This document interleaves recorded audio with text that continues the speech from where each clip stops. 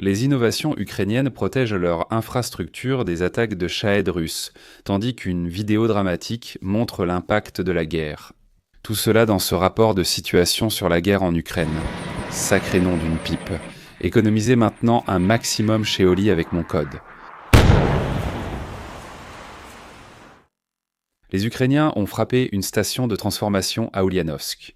Ils ont attaqué et touché la raffinerie de pétrole à Samara, ainsi que l'installation de gaz située à Orenbourg.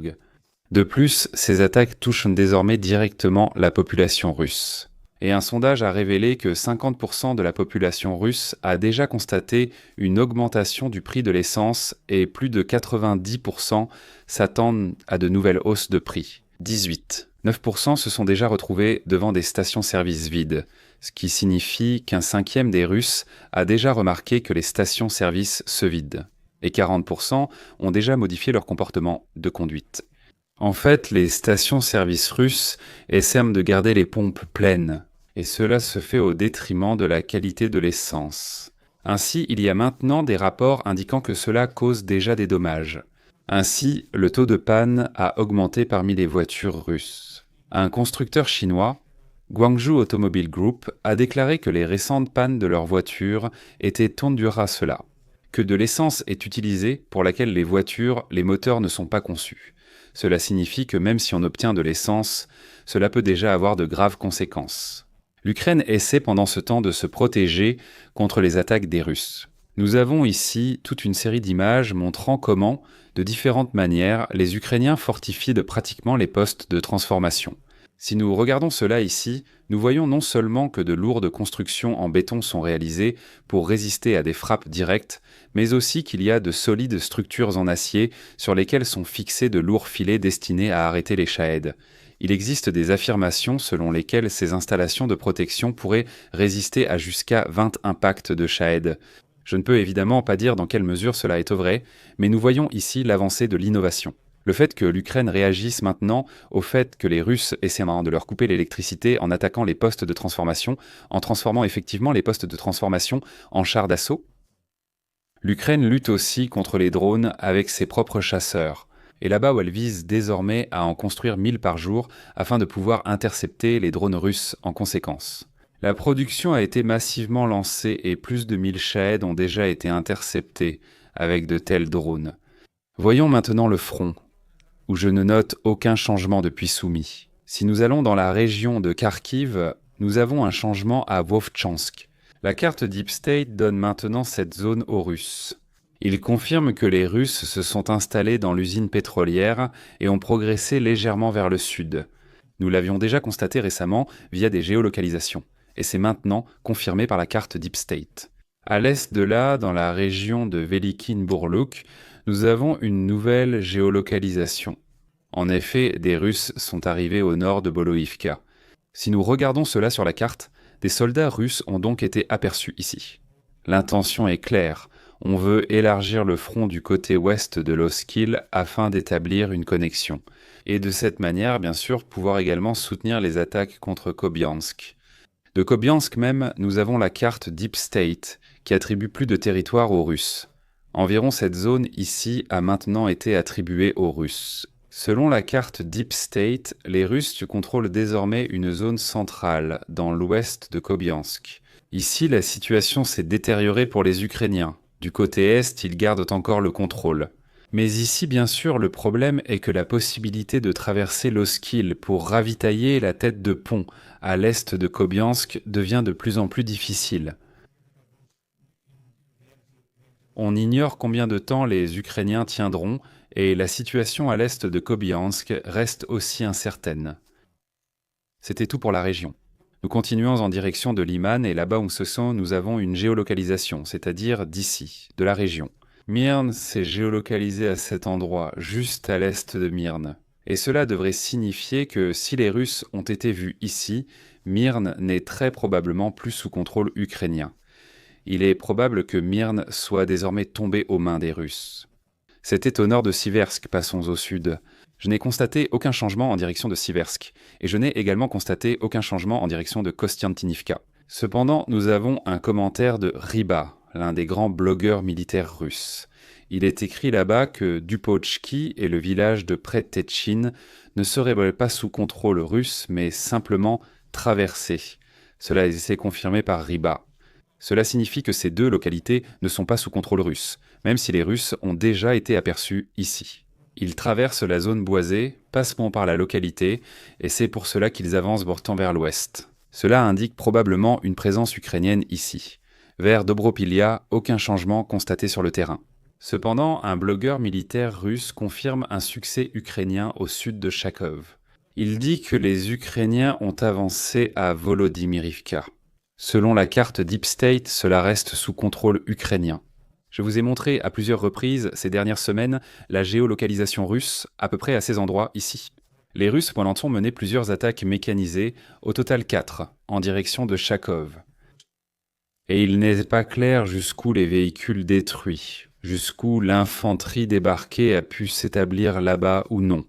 Nous avons maintenant au moins une confirmation qu'il y a des contre-attaques ukrainiennes ici, et du côté russe, on confirme qu'elles sont couronnées de succès. Où se trouve réellement le front, nous ne pouvons pas le voir à partir de cela, mais nous voyons l'aveu du côté russe qu'ils ont été repoussés là-bas. Au sud, vers Pokrovsk, plusieurs changements interviennent.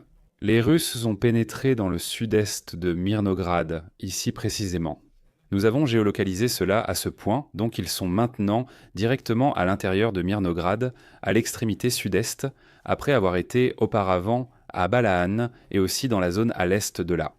Les Russes ont également été repoussés un peu, ici à Perchetravnia. Nous avons géolocalisé cela à cet endroit. Là, 2 soldats ukrainiens sont dans une position ici dans cette zone boisée. Un soldat monte ici et est neutralisé par les deux. Cela nous montre que les Ukrainiens se sont installés là-bas. Même la carte Deep State, qui est pro-ukrainienne, attribue la zone aux Russes. Nous avons désormais une position ukrainienne confirmée ici. Cela signifie qu'au moins cette zone devrait être attribuée à la zone contestée, la zone grise. Il se peut même que ce soit un peu plus au sud de cela. Pouvons-nous confirmer un contrôle ukrainien solide ici à Perchetravnev? À Pokrovsk même, la situation est différente. Les Russes ont continué à progresser dans le centre de Pokrovsk. Nous avons une géolocalisation à cet endroit. Là, ils avancent encore le long des voies ferrées. C'est à peu près ici. Avant, les Russes étaient un peu plus à l'est. Nous voyons qu'ils opèrent toujours au centre de Pokrovsk. Mais ce n'est pas tout, car dans une autre géolocalisation, les Russes se trouvent ici, à la lisière ouest de Pokrovsk. Selon les Ukrainiens, il s'agissait d'une infiltration de plusieurs soldats russes qui auraient tué plusieurs civils ukrainiens, puis auraient été neutralisés par des drones. La vidéo suggère qu'au moins les soldats russes identifiés n'étaient plus en état de combattre par la suite. Cela montre que les Russes avaient déjà atteint la lisière ouest, même s'ils n'ont pas pu s'y installer durablement. Ainsi, ils auraient menacé dans ce cas la principale ligne de communication vers Pokrovsk et, par conséquent, mis en grand danger l'approvisionnement s'ils parvenaient à s'installer de ce côté. Les Ukrainiens peuvent toujours assurer l'approvisionnement par ces rues, et il existe encore une connexion vers le nord. Mais la principale ligne de communication serait menacée. Et cela montre que la connexion vers Pokrovsk et Mirnograd est de plus en plus menacée.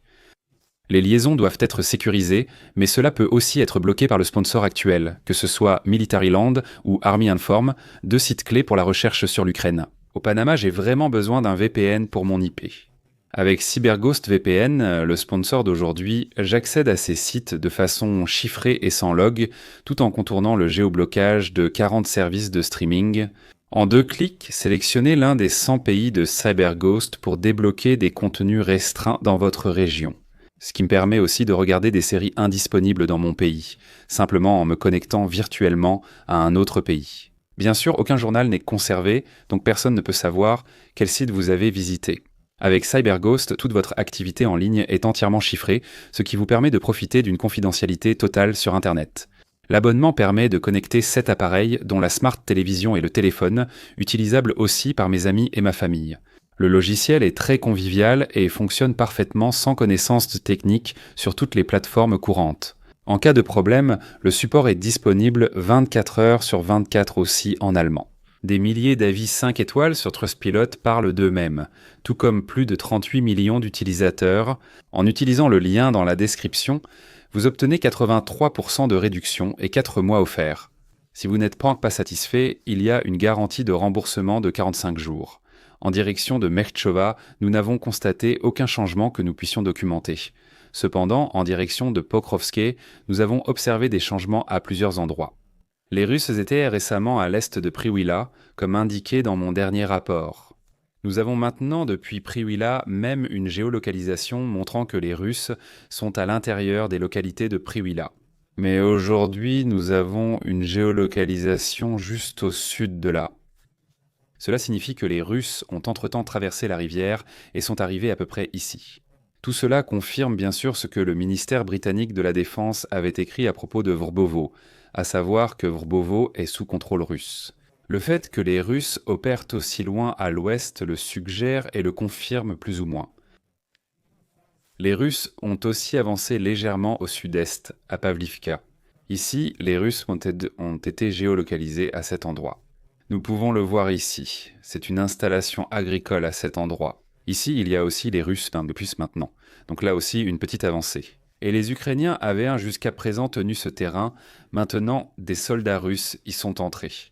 En direction de Ouliapol, le village de Poltavka a été perdu. La carte Deep State le confirme déjà. Et nous avons encore géolocalisé cela, et même au-delà de toute la zone du village. La géolocalisation indique que Poltavka est aux mains des Russes. En direction de Saporijia, nous avons encore un changement, à savoir à Primorske. Là-bas, des soldats russes ont été géolocalisés dans la partie sud-est. C'est déjà marqué ici comme zone contestée, comme zone grise. Et nous avons à nouveau une géolocalisation là-bas. Cela ne signifie pas que les Russes s'y sont installés. Un cessez-le-feu local est aussi à signaler dans la région d'Eneoda. Là-bas, les Ukrainiens et la Russie se sont mis d'accord sur un cessez-le-feu local afin de rétablir les lignes électriques vers la centrale nucléaire de Saporijia. Auparavant, la centrale avait été déconnectée du réseau pendant 4 semaines en raison de tirs d'artillerie. Et les deux parties se sont maintenant mises d'accord pour permettre ainsi le raccordement de la centrale nucléaire au réseau électrique. C'est tout pour les changements sur le front. La situation reste largement inchangée, les Russes avancent relativement bien dans cette direction. Bien que cela ne représente que quelques centaines de mètres, ici ils ont été largement stoppés. Mais à Pokrovsk et Mirnograd, les Russes pénètrent de plus en plus profondément dans Pokrovsk. Dans de nombreuses zones, il ne s'agit que d'infiltration. Mais cela montre évidemment aussi que le contrôle ferme de Pokrovsk n'est plus entre les mains des Ukrainiens. Leurs effectifs à Pokrovsk sont insuffisants pour empêcher efficacement les infiltrations. Et cela complique de plus en plus leur situation. L'infiltration à Mirnograd suggère aussi que Pokrovsk et Mirnograd subissent une pression accrue. On ne sait pas combien de temps les Ukrainiens pourront encore tenir là-bas. Tout porte à croire que cela touche à sa fin, mais la fin peut parfois encore durer des mois.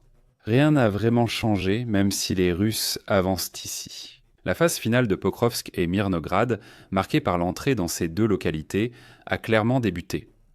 Kostia-Antinivka reste encore largement inchangée. Parce que les Russes attaquent certes la logistique, mais eux-mêmes n'avancent pas à grande échelle.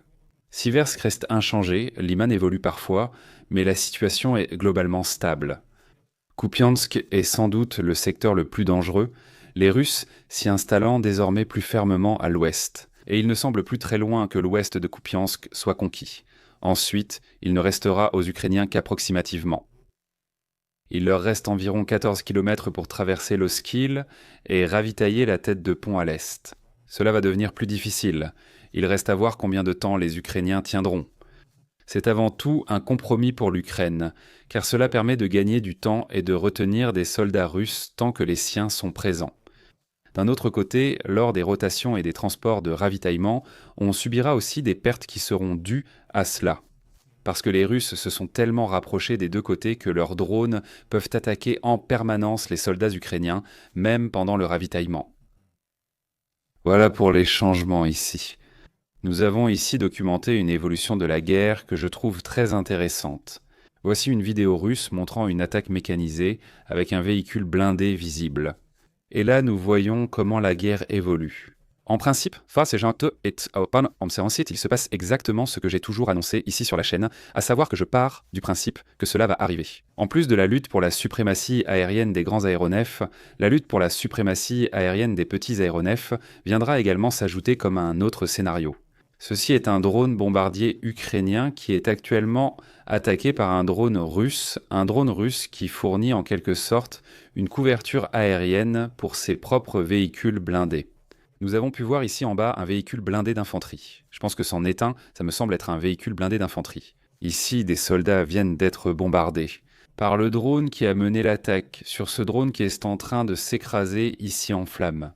Je ne peux pas dire exactement comment le drone s'est écrasé ou s'il a été abattu, mais nous pouvons voir comment l'interception fonctionne, comment le nôtre est soutenu. Et ceci devrait être une Baba Yaga ukrainienne, qui reçoit à nouveau du soutien dans ce cas, lorsque le soutien russe arrive pour protéger ses propres véhicules blindés. Et la Baba Yaga a été touchée, on dirait qu'elle va s'écraser. Tout cela donc comme un autre scénario du conflit classique, où nous avons des combats au sol, des combats en mer, dans le domaine cybernétique et la guerre psychologique. Et bien sûr, dans les airs, un autre niveau s'ajoute de plus en plus. Car la suprématie aérienne, même avec de grands avions de combat, ne signifie pas nécessairement que l'on détient aussi la suprématie dans le domaine des drones. Là-bas, l'adversaire peut toujours garder la suprématie aérienne totale. Nous l'avons démontré dans cette vidéo pour illustrer l'évolution des tactiques, que les Russes envoyant désormais une escorte aérienne lors de leurs propres attaques de chars, mais une escorte assurée par leurs propres drones. Ensuite, Vincent, nous avons d'autres nouvelles dans le domaine de la guerre hybride. Ainsi, des drones ont de nouveau été aperçus au-dessus de l'aéroport de Munich et des drones sont également apparus à l'aéroport de Majorque. J'en ai déjà parlé à plusieurs reprises. Ce n'est pas une preuve que cela a été causé par les Russes dans tous les cas, même s'il est probable que ce soit le cas au moins dans une partie des cas. On suppose ici que les Russes recrutent en partie via Internet des personnes qui effectuent de tels vols de drones à des fins de sabotage. Les personnes cédées sont ensuite payées en crypto-monnaie. En partie, il s'agira aussi simplement de pilotes amateurs qui, en raison d'une certaine hystérie autour des drones, seront désormais tous considérés comme potentiellement russes. Et puis, il ne faut bien sûr pas oublier qu'il y aura aussi quelques idiots qui, encouragés par toutes ces informations, voudront utiliser leurs propres drones de manière illégale. Ensuite, nous avons des nouvelles du domaine de la mobilisation des troupes russes. Un blogueur militaire russe signale des soldats nord-coréens à Koursk, et il dit en principe qu'ils sont là uniquement pour s'entraîner et acquérir de l'expérience sur le terrain. Ils auraient donc testé leur propre système de lance-roquettes multiples contre l'Ukraine, mais ils ne participeraient pas eux-mêmes au combat. Ils seraient donc à Koursk, de l'autre côté de Soumy, pratiquement uniquement pour acquérir de l'expérience. À quelques kilomètres des points où les soldats russes combattent et meurent, les Nord-Coréens seraient là, ce qui confirme à nouveau cette information. Jusqu'à présent, du moins, les soldats nord-coréens ne pénètrent pas sur le territoire ukrainien. Ensuite, nous avons des informations provenant du domaine politique. En effet, Poutine déclare une fois de plus qu'il exige l'abandon de Donetsk. En retour, la Russie pourrait restituer des zones du sud de l'Ukraine. Tout d'abord, nous devons nous demander ce que signifie réellement « partie » et quelle en est l'étendue. Mais il est également possible qu'il ne s'agisse encore une fois que d'un malentendu. Et qu'il explique simplement « Si j'obtiens Donetsk, alors je ne prendrai pas Zaporijia et Kherson, car là-bas, de grandes parties de ces oblasts restent toujours aux mains des Ukrainiens. Et cette région a été annexée par les Russes, même s'ils ne la contrôlent pas. Et ici, il pourrait encore une fois s'agir de l'offre suivante. Si on me remet Donetsk, je n'envahirai pas cette région. Mais il faut dire clairement que si les Ukrainiens remettaient Donetsk, ils remettraient aussi la ceinture de forteresses avec Kostiantynivka, Druzhkivka, Kramatorsk et Sloviansk. La ligne du Donbass, construite derrière, serait aussi cédée aux Russes. Après cela, l'Ukraine ne serait plus en mesure de se défendre pendant un certain temps, car il lui manquerait l'infrastructure qui a été construite pendant des années pour arrêter les Russes, et contre laquelle les Russes se cassent encore les dents aujourd'hui. Derrière, il y a justement la ligne du Donbass, et même celle-ci se trouve encore à l'intérieur de Donetsk. Elle devrait donc aussi être cédée. Du côté ukrainien, il ne serait donc acceptable de céder ce territoire que si cela s'accompagnait de garanties excluant toute nouvelle agression russe. Et il est évident que ces garanties ne sont pas à l'ordre du jour actuellement. C'est pourquoi l'Ukraine ne peut en réalité pas céder Donetsk, car elle se livrerait alors complètement aux Russes, ce qui équivaudrait presque à une capitulation. Cela ne change toutefois rien au fait que, selon certaines informations, le président américain aurait demandé à Volodymyr Zelensky, lors de la rencontre, d'accepter les conditions russes. Il a également déclaré qu'il ne s'agissait pas vraiment d'une guerre, mais seulement d'une opération spéciale, rapporte le Financial Times. Il aurait balayé les cartes ukrainiennes de la table et, une fois de plus, il serait devenu plus bruyant. Mais cette fois-ci, pas en public. Et il explique donc que l'Ukraine doit accepter les conditions russes, sinon elle sera détruite. Petit rappel de ce qu'il avait écrit un mois plus tôt. Je crois que l'Ukraine, avec le soutien de l'Union européenne, est en position de se battre et de gagner pour restaurer sa forme originelle. Il y a un mois, il déclarait encore que l'Ukraine pouvait gagner et reconquérir l'intégralité de son territoire. Et maintenant, il dit que si l'Ukraine n'accepte pas, elle sera détruite. La différence entre les deux déclarations, c'est un appel avec Vladimir Poutine, qui a manifestement réussi à le convaincre en partie, que cette déclaration avait déjà été totalement écartée. Nous devrons voir comment cela va évoluer, et bien sûr nous allons aussi suivre cela ici, sur la chaîne. Au final, nous ne pouvons que nous y tenir, et nous devrions vraiment nous y tenir de manière cohérente. À ce que Piers Morgan a dit, ignorez ce que Donald Trump dit, et regardez ce que Donald Trump fait. Comme on le voit, il peut changer d'avis radicalement en un mois. Et qui sait, dans 2 semaines, il y aura peut-être à nouveau de grandes annonces. Nous allons suivre cela ici. Il est inévitable d'aborder ce sujet, mais au final, nous devons nous concentrer sur ce que les Américains font réellement. Et jusqu'à présent, aucune livraison de Tomahawk n'a été confirmée là-bas. Cependant, la livraison d'armes et de matériel a repris depuis que les membres européens de l'OTAN payent pour ces armes. C'est du moins concret et un acte que Donald Trump peut prouver.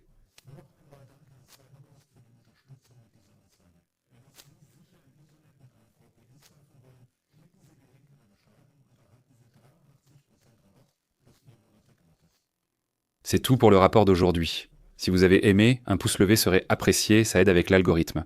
Laissez un commentaire si vous souhaitez ajouter quelque chose. Abonnez-vous et activez la cloche pour ne rien manquer. Un remerciement tout particulier à ce stade au soutien sur YouTube ainsi que sur Patreon.